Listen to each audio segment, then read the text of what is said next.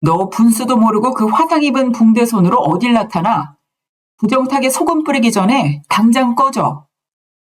시어머니는 칠순잔치날 우아한 실크 원피스를 입고 나타난 큰며느리의 뺨을 쥐려 손을 치켜들었습니다. 옆에 있던 동서 역시 코를 막으며 비아냥거렸죠. 어머, 형님, 옷만 번지르르하게 빌려 입으면 뭐해요? 몸에서 고기 쉰내가 진동을 하는데. 손님들 오시기 전에 얼른 불판이나 닦으러 가세요. 19년 동안 시댁 고깃집의 노예로 살며 손이 타들어가도록 일했던 며느리 민주씨. 그녀는 눈물 대신 차가운 미소를 지으며 무대 한가운데로 걸어나갔습니다. 그리고 동생이 들고 온 묵직한 서류 가방을 시어머니의 얼굴 앞에 던져버렸습니다. 그 봉투 안에서 나온 한 장의 통지서.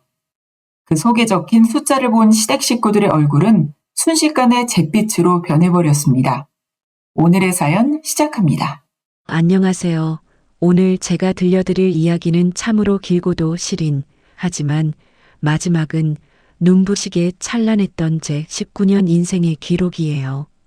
여러분, 혹시 사람의 몸에서 나는 쉰내가 무엇인지 아시나요? 단순히 땀을 좀 흘려서 나는 냄새가 아니에요. 하루 12시간씩 고기 기름이 옷감 사이사이 겹겹이 배어들고 시뻘건 숟가루가 모공 속에 박혀 폐부까지 차올라 마치 몸 안쪽에서부터 서서히 썩어 나오는 듯한 그 비릿하고 퀴퀴한 냄새 말이에요. 저는 그 냄새를 19년 동안 제 살냄새처럼, 제 운명처럼 맡으며 살았습니다. 가끔 지하철을 타면 옆자리 사람이 슬쩍 자리를 옮길 때 그 비참함은 말로 다 못합니다. 제 이름은 민주입니다. 26, 인생에서 가장 아름다웠던 나이에 남편 성진 씨 하나만 믿고 이 집에 들어왔죠. 그때만 해도 저는 제가 효부 소리 들으며 남편과 오순도순 행복하게 살 줄만 알았습니다. 하지만 대문을 넘어서자마자 마주한 현실은 얼음장보다 차가웠습니다. 저희 시어머니는 제가 인사를 드리기도 전에 제 손부터 낚아채더니 혀를 차시더군요. 손이 보들보들한 게 일 한 번 안 해본 귀한 집 딸내미 손이네. 야, 우리 장손 집안 며느리 노릇하려면 이 손바닥에 돌덩이 같은 굳은 살부터 박여야 할 게다. 우리 집안 기둥 세우는 건 내 몸뚱아리에 달렸으니까. 그날 이후 민주라는 이름은 사라졌습니다. 시댁에서 운영하는 300평 규모의 대형 고깃집, 그 연기 자욱한 뒷마당이 제 안방이었고 제 감옥이었습니다. 새벽 5시에 일어나 시부모님 국을 끓여 올리고 나면 바로 식당으로 달려가 밤 10시 마감 때까지 시커멓게 그을린 불판을 닦았습니다. 여러분, 기름때가 눌어붙은 그 철판 백장을 철수세미로 박박 문지르는 게 얼마나 고된 일인지 아세요? 겨울이면 찬물에 손마디가 찢어질 듯 시리고 여름이면 숯불 열기에 숨이 턱턱 막힙니다. 손가락 마디마디는 점점 뒤틀리고 손등엔 숯불 파편에 댄 흉터가 훈장처럼 늘어갔죠. 그래도 저는 참았습니다. 내가 이렇게 죽어라 일하면 우리 남편 어깨가 좀 펴질까 싶어서 착한 장남 노릇하느라 부모님 눈치만 보는 남편이 안쓰러워서 제 몸 망가지는 줄 모르고 버텼습니다. 하지만 그 처절한 희생 끝에 돌아온 건 무시와 멸시뿐이었습니다. 어느 해 제삿날이었어요. 고깃집 마무리를 하고 밤 10시가 넘어서야 시댁 부엌에 도착했습니다. 허리가 끊어질 것 같고 손목은 감각이 없었지만 저는 쉬지 못했습니다. 시어머니는 거실에서 TV를 보며 소리를 지르시더군요. 야, 민주 너는 왜 이렇게 굶뜨니? 내일 아침 제사인데 나물은 언제 무치고 저는 언제 부칠 거야? 하여간 장손대를 끊어놓은 주제에 손놀림이라도 빨라야 밥값을 하지.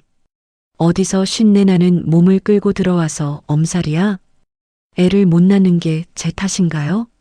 밤낮으로 노예처럼 일하느라 몸이 만신창이가 되고 극심한 스트레스로 하혈을 수없이 해도 병원 한 번 마음 편히 못 가게 한 게 누구인데요.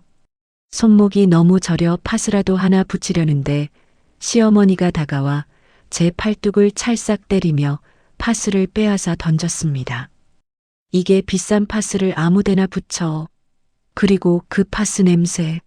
내일 손님들 올 텐데 음식에 파스 냄새 배면 네가 책임질 거야? 당장 떼고 전이나 붙여. 그 밤 저는 차가운 부엌 바닥에 쪼그려 앉아 혼자 전을 부쳤습니다. 기름 냄새에 속이 뒤집히고 눈물은 앞을 가리는데 멈출 수가 없었습니다. 다음 날 오후 명품 가방을 휘두르며 나타난 동서 지연이는 제 옆에 오지도 않더군요. 어머, 형님, 진짜 죄송한데. 형님 몸에서 고기 쉰내가 진동을 해요. 저 이번에 백화점에서 새로 산 한정판 코트인데 여기 냄새 뵐까봐 겁나네. 어머니, 여기 제가 이탈리아에서 사온 수입 화장품이랑 마사지 쿠폰이에요. 우리 어머니 고운 손, 이런 험한 일에 망가지면 안 되잖아요.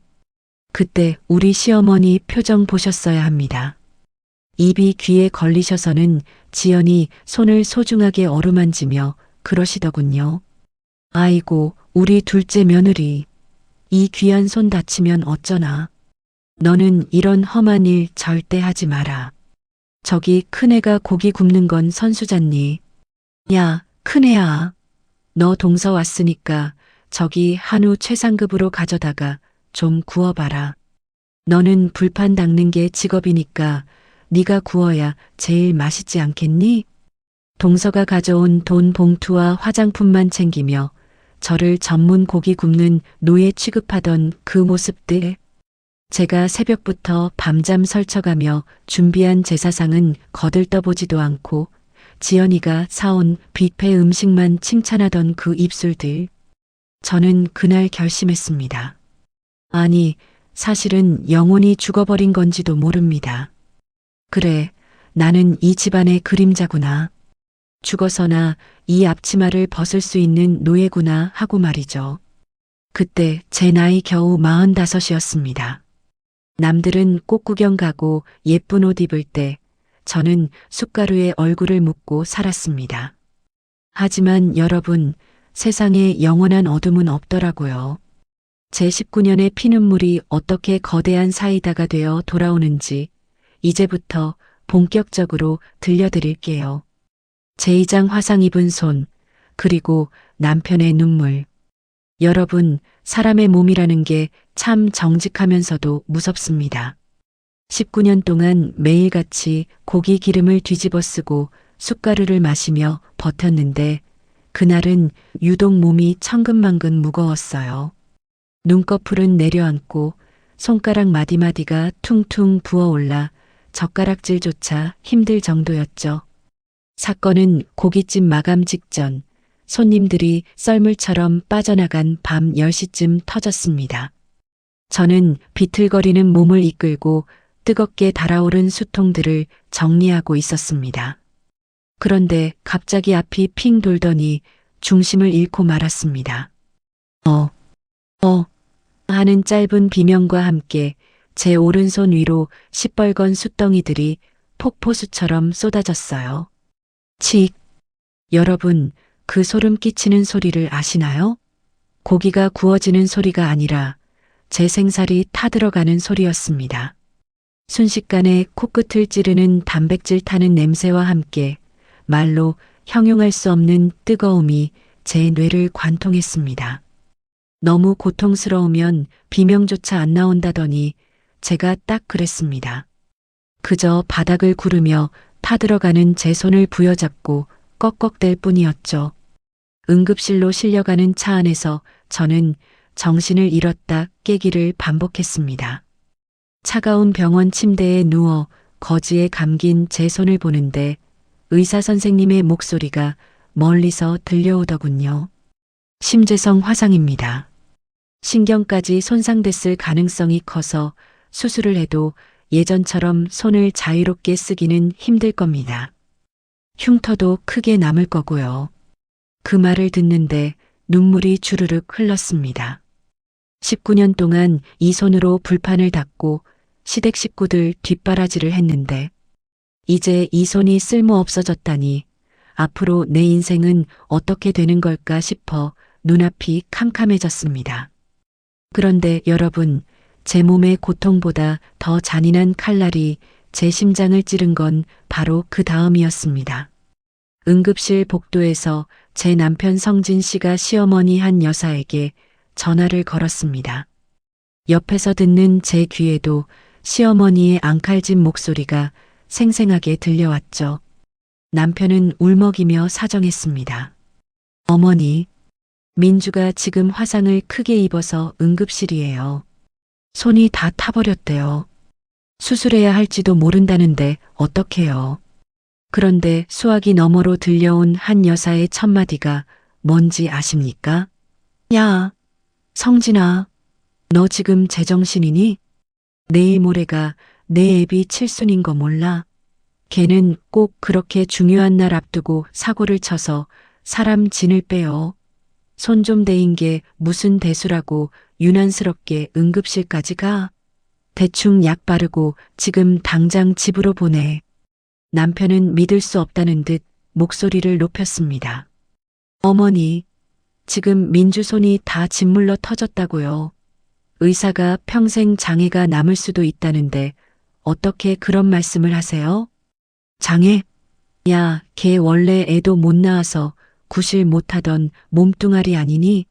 일이라도 부지런히 해서 밥값해야지. 어디서 아픈 척 연기하면서 일을 빼먹으려고 들어.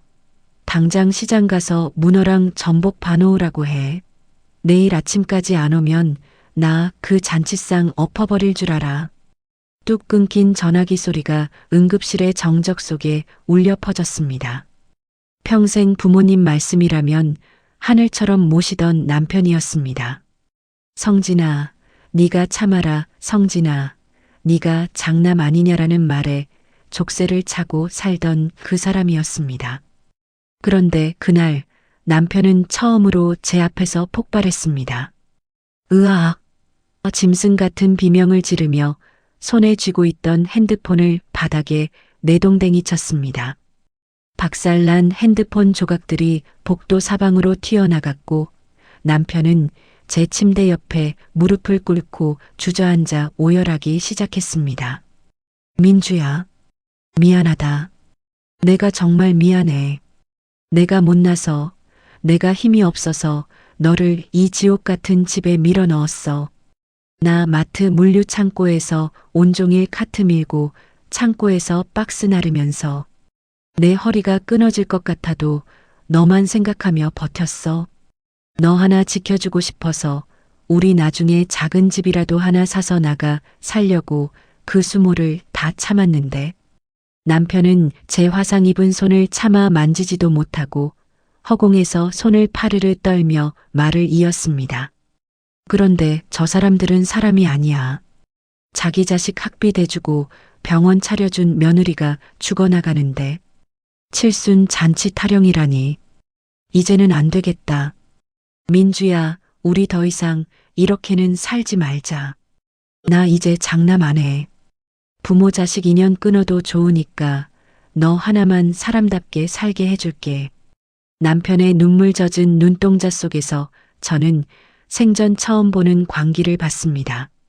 19년 동안 짓눌려 살던 그 순하디순한 장남의 눈이 아니었습니다. 그건 억눌린 분노가 폭발한 사랑하는 여자를 지키지 못한 남자의 처절한 복수심이었죠. 민주야, 우리 다 정리하고 떠나자. 우리가 이만큼 일할 수 있는 몸인데 어디 가서 굶어 죽겠니? 그동안 저 사람들이 우리 등골 빼먹은 거 내가 다 갚아줄 거야. 아니, 100배 1000배로 돌려줄 거야. 나 믿지? 그날 밤 응급실의 푸르스름한 조명 아래서 저희 부부는 소리 없이 서로의 손을 맞잡았습니다. 아니, 정확히는 성진 씨가 제 아픈 손을 수건처럼 부드럽게 감싸 안았죠. 19년의 노예 생활을 끝내기로 한 그 순간 제 가슴 한쪽에서 뜨거운 무언가가 솟구쳤습니다. 슬픔이 아니라 아주 차갑고 날카로운 복수의 씨앗이었습니다. 여러분, 그날 밤 저희가 흘린 눈물이 앞으로 시댁 식구들에게 어떤 피눈물로 돌아갈지 아마 그들은 꿈에도 상상하지 못했을 겁니다. 제3장 300억, 하늘이 내린 복수의 기회. 여러분, 하늘이 무너져도 솟아날 구멍은 있다고들 하죠? 그런데 그 구멍이 그냥 구멍이 아니라 온통 황금으로 도배된 구멍일 줄은 꿈에도 몰랐습니다. 응급실에서 돌아온 뒤 화상 입은 손을 감싸고 잠 못 이루던 어느 날 오후였습니다. 제 여동생 은주에게서 전화가 걸려왔습니다. 은주는 공인중개사 일을 하며 억척스럽게 살고 있는 애인데 전화를 받자마자 비명인지 통곡인지 모를 소리를 질러대더군요. 언니, 지금 어디야? 형부랑 같이 있어? 제발 진정하고 내 말 똑바로 들어. 저는 가슴이 철렁 내려앉았습니다. 아, 또 무슨 안 좋은 일이 터졌나? 시댁 빚이 우리한테 또 넘어왔나? 하는 생각에 손이 덜덜 떨렸죠. 은주야, 왜 그래? 무슨 일인데? 천천히 말해봐. 언니 무섭단 말이야. 그러자 은주가 숨을 헐떡이며 말했습니다. 언니, 예전에 돌아가신 우리 엄마가 언니 이름으로 남겨주셨던 그 시골 땅 있잖아. 농사도 못 짓고 풀만 무성해서 세금만 축낸다고 형부가 팔자고 했던 그 돌산. 거기 이번에 국가주도 초대형 반도체 클러스터 핵심 부지로 전면 수용 확정됐대. 언니, 보상금이 얼마인지 알아? 언니, 무려 300억이야, 300억 원. 여러분, 300억이라는 소리를 듣는 순간 세상의 모든 소리가 사라지고 오직 제 심장 박동 소리만 쾅쾅 울려 퍼졌습니다. 300만 원도 아니고 3억도 아니고 300억이라니요. 옆에서 마트 전단지를 분류하던 남편 성진 씨가 제 얼굴색이 하얗게 질린 걸 보고 달려왔습니다. 민주야, 왜 그래? 은주가 뭐래? 무슨 일이야? 저는 아무 말도 못하고 핸드폰을 스피커폰으로 바꿨습니다. 은주가 울먹이며 다시 한번 외쳤습니다. 형부, 들려요? 언니 땅 보상금이 300억이라고요. 방금 시청에 있는 지인 통해서 확인 끝냈어. 공문 발송됐대요. 우리 언니, 이제 그 지긋지긋한 불판 안 닦아도 돼. 형부도 그 창고 일 안 해도 된다고. 남편은 그 자리에 털썩 주저앉았습니다.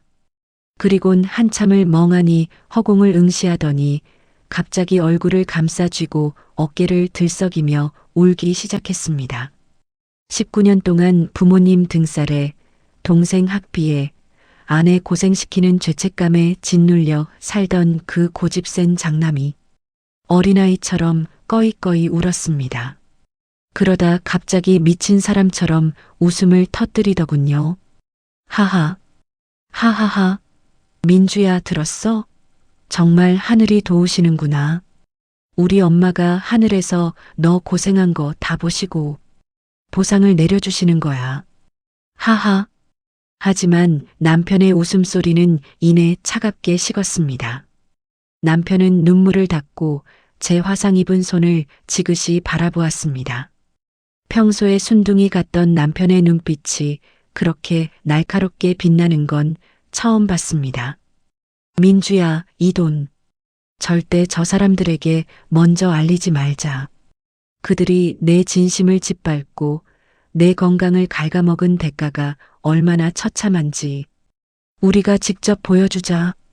그날부터 남편은 치밀한 설계자가 되었습니다. 우리는 은주의 도움을 받아 비밀리에 보상금 수령 절차를 밟으면서도 시댁에는 철저히 이전보다 더 가난하고 비굴한 척 연기를 했습니다. 마침 시어머니 한 여사가 또 전화를 걸어 칠순 잔치 독촉을 하더군요. 야, 너 손대었다고 칠순 상 대충 차릴 생각 마라.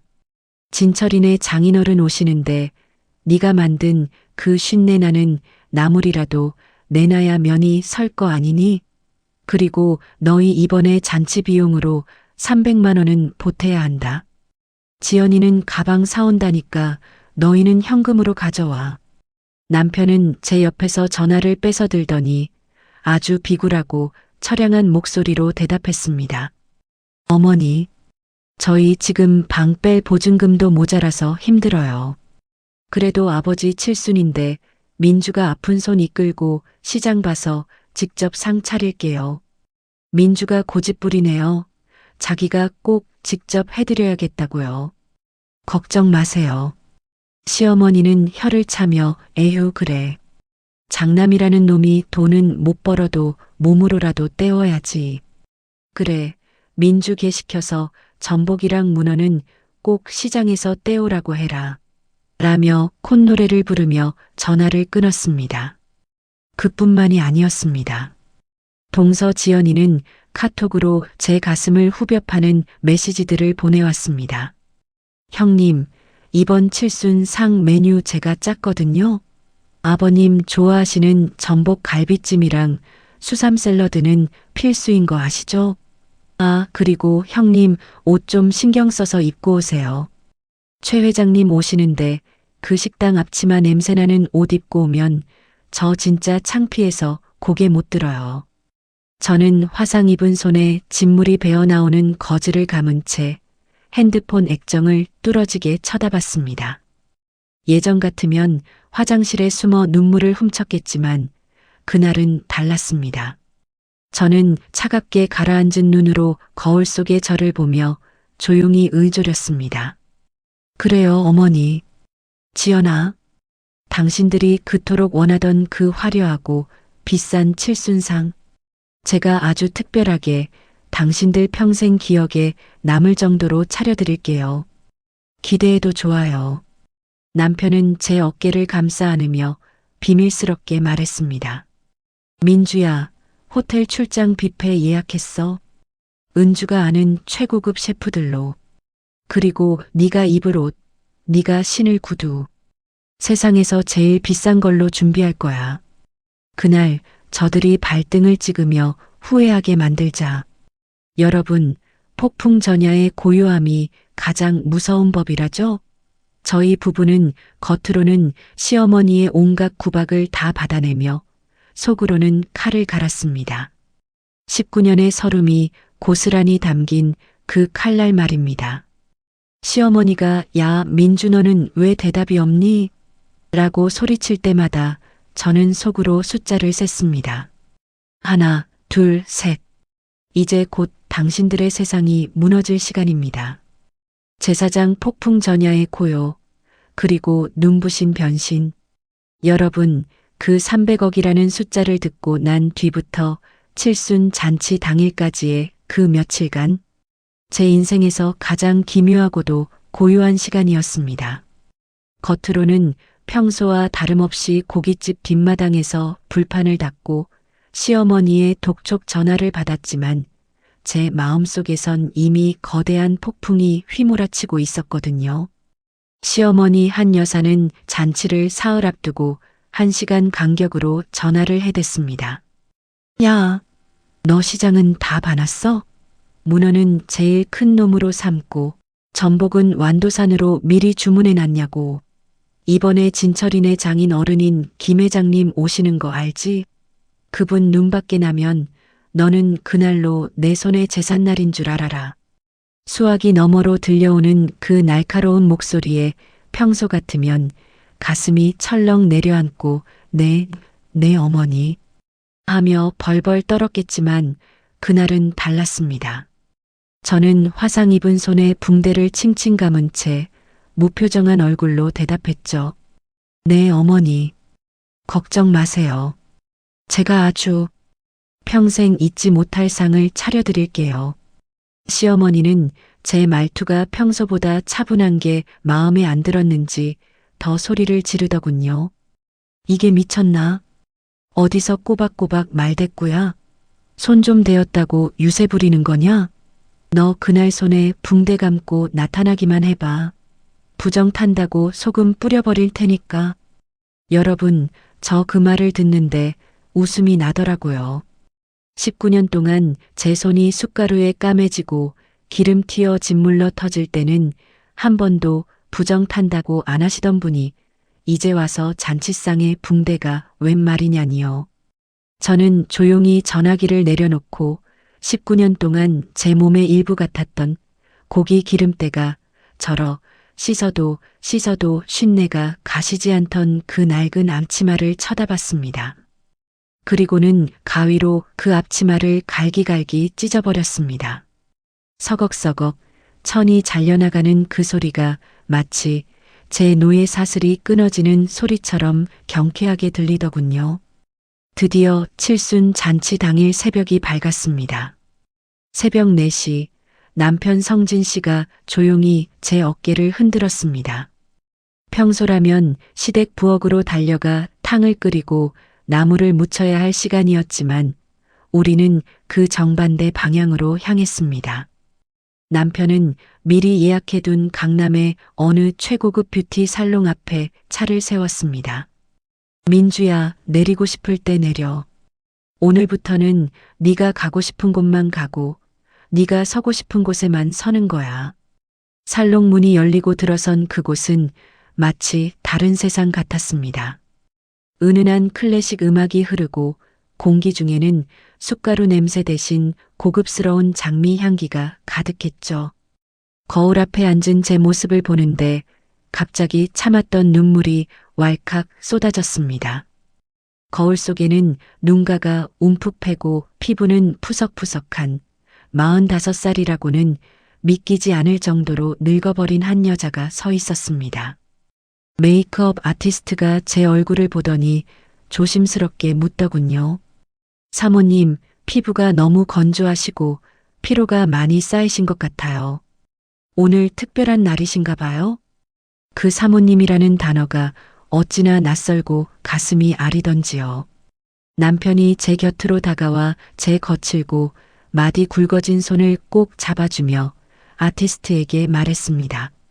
오늘 이 세상에서 가장 고생한 여자에게 가장 찬란한 아름다움을 선물해 주세요.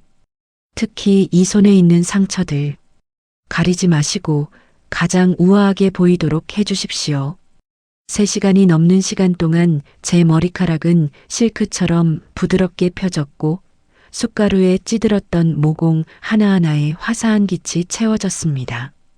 화장이 끝나고 다시 거울을 본 순간 저는 제 자신을 알아보지 못했습니다. 19년 전 성진 씨와 결혼하겠다고 환하게 웃던 제가 세월의 풍파를 이겨내고 더 단단하고 아름다운 모습으로 돌아와 있더군요. 우리는 바로 옆 명품관으로 이동했습니다.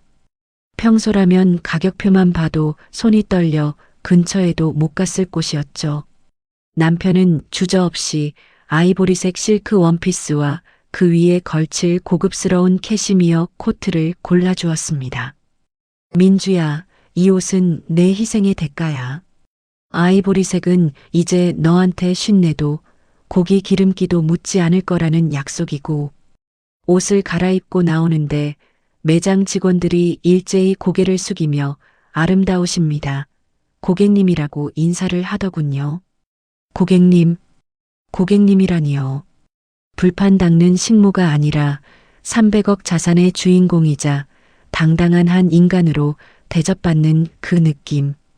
여러분, 그게 얼마나 눈물나게 벅찬 일인지 아시나요? 같은 시각, 시댁은 아마 아비규환이었을 겁니다. 잔치 시작 2시간 전인데 큰 며느리는 연락 두절에 부엌은 텅 비어 있고 손님들은 속속 도착하고 있었을 테니까요.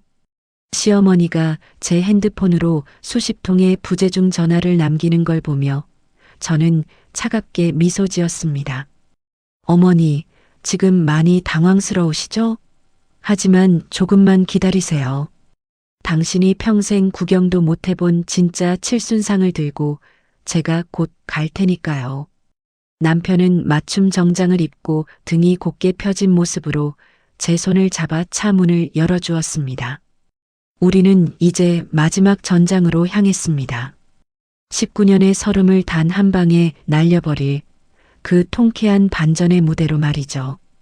제호장, 이건 당신 칠순상이 아닙니다. 마이너스 칠순 잔치의 대반전. 오후 2시 시댁 거실은 이미 아수라장이었습니다. 둘째 아들 진철이네 장인, 장모인 김 회장 부부까지 도착한 상태였죠. 시아버지 영달 씨는 분노로 얼굴이 불그락푸르락해져서 이 장남놈이랑 며느리년이 미쳤나? 어디 가서 안 오고 있어? 라며 소리를 질렀습니다. 시어머니는 손님들 눈치를 보며 아이고, 우리 큰애가 몸이 좀 안 좋아서 금방 올 거예요 라며 둘러대느라 진땀을 빼고 있었습니다. 동서 지연이는 옆에서 어머, 형님 진짜 너무하시네. 아무리 그래도 아버님 칠순인데 이렇게 무책임해서야. 제가 이럴 줄 알고 호텔 예약하자고 했잖아요 라며 은근히 불난 집에 부채질을 하더군요. 바로 그때였습니다. 초인종이 울리고 거실 문이 열리더니 하얀 셰프복을 입은 수십 명의 사람들이 일렬로 들어오기 시작했습니다. 다들 입을 떡 벌리고 쳐다봤죠. 금색 테두리가 둘러진 커다란 은색 수레에는 우리가 평생 냄새조차 맡아보지 못한 진귀한 요리들이 가득했습니다. 캐비어가 듬뿍 올라간 전체 요리부터 김이 모락모락 나는 초대형 바닷가재, 최고급 안심 스테이크, 향긋한 트러플 향이 진동하는 파스타까지 순식간에 거실은 5성급 호텔 뷔페로 변모했습니다. 시어머니는 눈이 휘둥그레져서 소리쳤습니다. 아니, 이게 다 뭐야? 진철아, 네가 시킨 거냐? 아이고, 역시 우리 둘째밖에 없네. 하지만 메인 셰프는 냉정하게 답했습니다. 의뢰하신 분은 따로 계십니다. 그 순간 현관문이 다시 열리고 제가 들어갔습니다. 남편 성진 씨와 제 여동생 은주를 대동하고요. 거실에 있던 모든 사람의 시선이 저에게 꽂혔습니다. 쉰내 풀풀 나던 큰 며느리가 아니라 우아한 귀부인의 모습으로 나타난 저를 보고 시어머니는 쥐고 있던 찻잔을 떨어뜨렸습니다. 너 민주 맞니? 이게 무슨 돈지랄이야. 네가 어디서 이런 돈이 나서. 시아버지가 지팡이를 휘두르며 호통을 쳤지만 남편은 눈 하나 깜짝하지 않고 앞서 나갔습니다. 그리고는 진철이의 장인인 최 회장을 똑바로 쳐다보며 말했습니다. 최 회장님, 사위인 진철이가 의대를 어떻게 졸업했는지 아십니까? 그리고 저기 저 지연이가 바른 명품 화장품 값이 다 어디서 나왔는지 아시냐고요. 거실은 찬물을 끼얹은 듯 조용해졌습니다. 남편은 제 화상 입은 오른손을 번쩍 들어 올려 모두에게 보여주었습니다. 제 아내가 19년 동안 하루 12시간씩 숯불 앞에서 불판 닦으며 번 돈입니다. 저 상처들 보이십니까? 진철이 의대 학비 대느라 병원 개원 자금 10억 보태주느라 제 아내는 파스 한 장 제때 못 붙이고 살았습니다. 그런데 돌아온 건 애도 못 낳는 식모 취급뿐이더군요. 시어머니 한 여사가 제 팔을 낚아채려 달려들었지만 저는 예전처럼 피하지 않았습니다. 오히려 시어머니의 손목을 강하게 쳐내며 똑바로 눈을 맞췄습니다. 어머니, 착각하지 마세요. 이 호화로운 뷔페는 당신 칠순상이 아닙니다. 이건 저와 제 남편의 퇴사 파티예요. 19년 동안 당신들 노예로 살았던 세월, 오늘부로 사표 던지러 온 거라고요. 제육장 300억 통지서와 시댁의 처참한 몰락 확장본. 동서 지연이는 제 차림새를 위아래로 훑으며 비릿한 웃음을 흘렸습니다. 형님, 어디서 이런 비싼 옷을 빌려 입고 와서 쇼를 하시는 거예요? 아버님 칠순 잔치 망치면 속이 시원해요? 그래봤자 형님네 지금 사는 빌라 대출금도 못 갚아서 허덕이는 거 온 동리가 다 아는데 이 뷔페 값은 또 어디서 훔쳤대? 시어머니 한 여사도 거들었죠. 야, 이 미친년아. 당장 저 음식들 다 치우고 무릎 꿇어. 네가 감히 어디라고 최 회장님 앞에서 이런 망동을 부려? 내 남편이랑 짜고 우리 집안 망신 주기로 작정한 게냐? 그때였습니다. 제 여동생 은주가 서류 가방에서 묵직하고 두툼한 서류 봉투 하나를 꺼내 테이블 한가운데 시어머니가 아끼던 크리스털 잔들을 밀쳐내며 쾅 소리가 나게 내던졌습니다. 쥐뿔도 없는 게 누구인지 이 눈으로 똑똑히 확인들 하시죠. 여기 국가주도 반도체 산업단지 토지 수용 보상금 지급 통지서 보이십니까? 수령인 우리 언니 김민주. 금액 일시불로 300억 8천만 원입니다. 인감이 찍힌 공문이니까 의심스러우면 지금 당장 구청에 전화해서 확인해 보시든가요. 300억. 그 숫자가 은주의 입에서 나오는 순간 거실의 공기는 순식간에 진공 상태가 된 듯 고요해졌습니다. 시어머니는 서류를 낚아채더니 손을 벌덜 떨며 숫자를 하나하나 세기 시작하더군요. 1, 10, 100, 1000만, 억, 10억, 100억. 어머나 세상에. 이게 진짜야? 이게 정말 300억이라고? 시아버지는 지팡이를 떨어뜨린 줄도 모르고 입을 떡 벌린 채 서류를 쳐다봤고 기세등등하던 동서는 얼굴이 하얗게 질려 뒷걸음질을 쳤습니다. 하지만 이건 시작에 불과했습니다. 남편이 동생 앞으로 걸어가더니 품속에서 또 다른 서류 뭉치를 꺼내 진철이의 가슴팍에 내던졌습니다. 진철아, 네가 형수 덕에 의대 다니고 형수 덕에 그 잘난 피부가 원장 소리 들으면서 살았지? 여기 네가 그동안 형수한테 받아간 생활비, 등록금, 그리고 병원 개원할 때 형수가 불판 닦아 모은 돈에 내 퇴직금까지 보태준 10억에 대한 차용증과 이자 계산서다. 11년치 법정 최고 이자 붙이니까 내 아파트랑 병원 건물 다 합쳐도 모자라더라. 그래서 오늘 아침에 이미 법원에 건물 가압류 신청 끝냈어. 진철이는 형, 어떻게 형이 나한테 이럴 수 있어? 우린 가족이잖아. 라며 절규했지만 남편의 눈빛은 얼음장처럼 차가웠습니다. 가족? 내 마누라가 내 아내 몸에서 쉰내 난다고 코 막을 때 너는 비웃었지? 내 엄마가 화상 입은 내 아내한테 시장 봐오라고 소리칠 때 너는 방관했어. 그게 네가 말하는 가족이냐? 이제부터는 법대로 해라. 내 돈 1원 한 장까지 다 찾아낼 거니까. 이 광경을 지켜보던 김 회장은 분노로 몸을 부르르 떨더니 진철이의 뺨을 세차게 후려쳤습니다. 이 사기꾼 집구석 같으니라고. 내 딸이 이런 거렁뱅이 집안에 시집 온 줄 알았으면 애초에 허락도 안 했을 거다. 진철아, 네가 유능한 집안 아들이라며? 형수가 불판 닦아 뒷바라지하는 집안인 줄은 꿈에도 몰랐다. 김 회장은 지연이의 손을 잡아 끌며 당장 이혼 서류 준비해. 이런 집구석이랑 엮였다간 내 사업까지 망하겠다. 라고 소리치며 집을 박차고 나갔습니다. 지연이는 아빠, 잠시만요.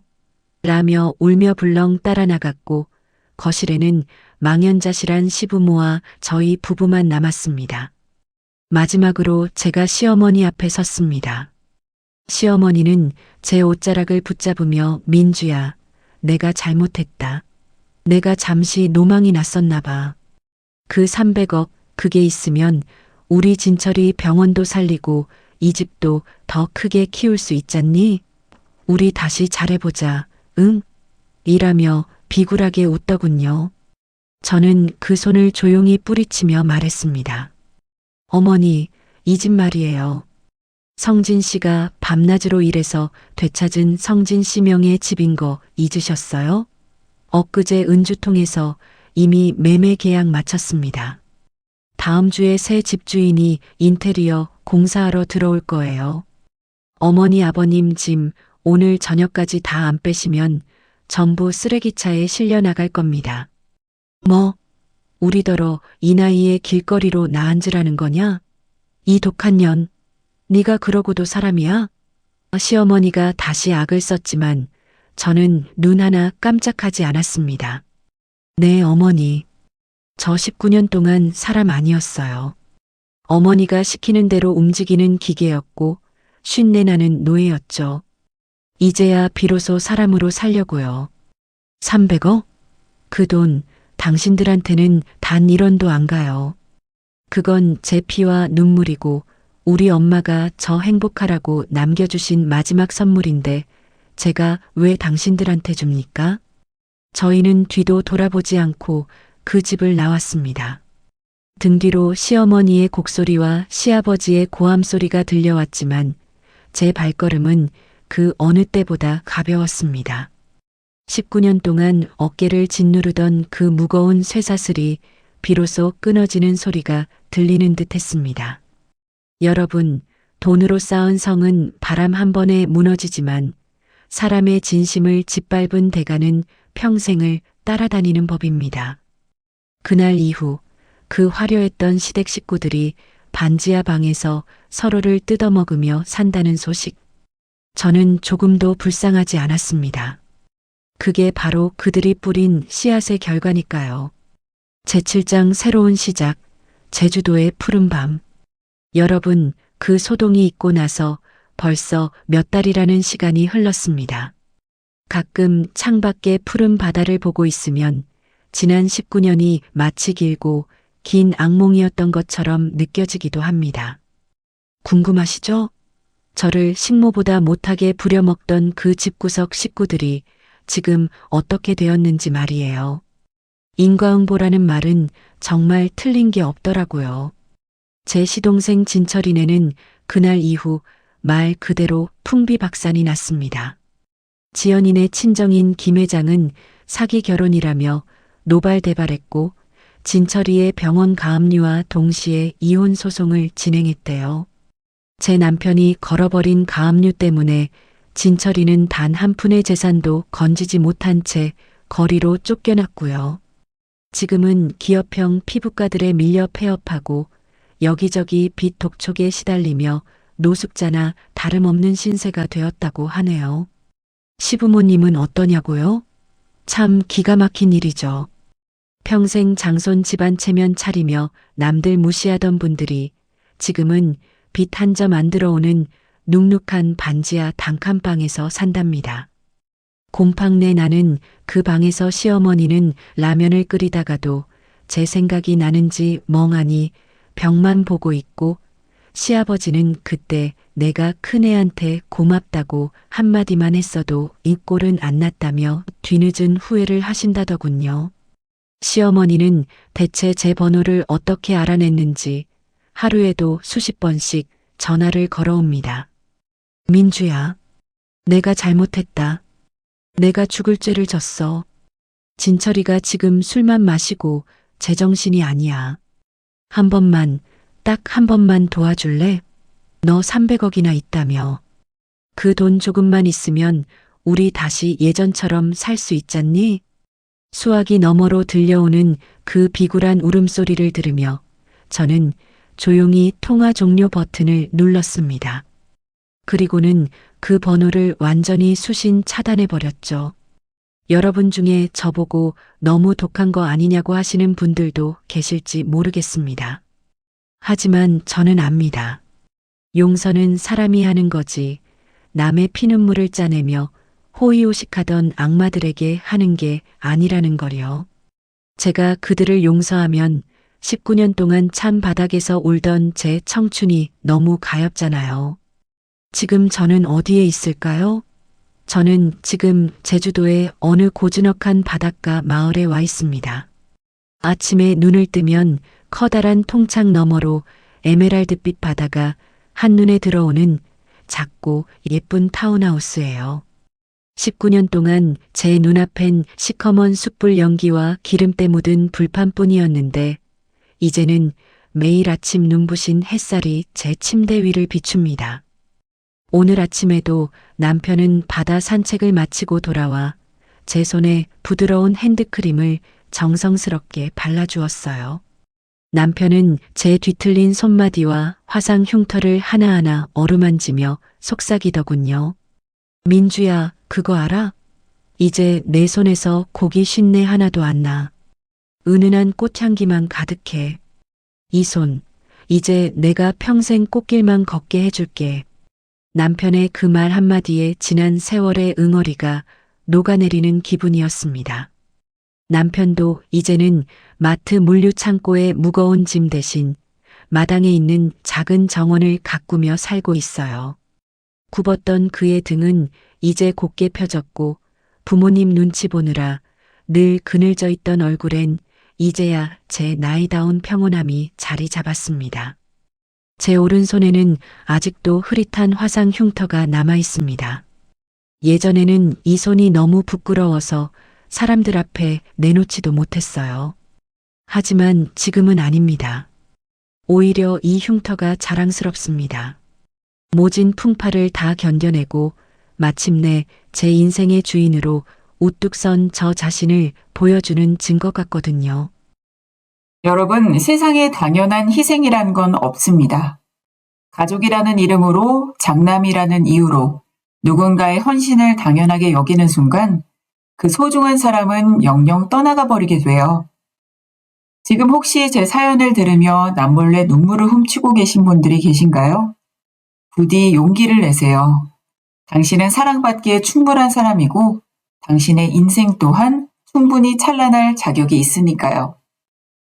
저는 이제 남편과 함께 갓 구운 빵 냄새를 맡으며 향긋한 커피 한 잔을 마시러 가볼게요. 더 이상 쉰내나는 앞치마는 없습니다. 제 어깨 위엔 따뜻한 햇살만이 내려앉아 있네요. 제 기나긴 이야기를 끝까지 들어주신 여러분 진심으로 감사합니다. 여러분의 삶에도 오늘 하루 따뜻한 위로와 기적이 함께 하기를 기도하겠습니다. 감사합니다.